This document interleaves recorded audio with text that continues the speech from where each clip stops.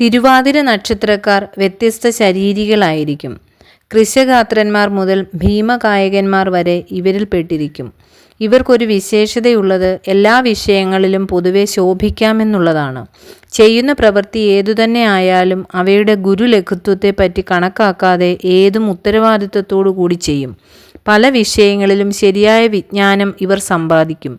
എന്നാൽ അതിനനുസരണമായ പ്രശസ്തിയോ പ്രതാപമോ അഭിവൃദ്ധിയോ ഇവരിൽ കാണുന്നില്ല.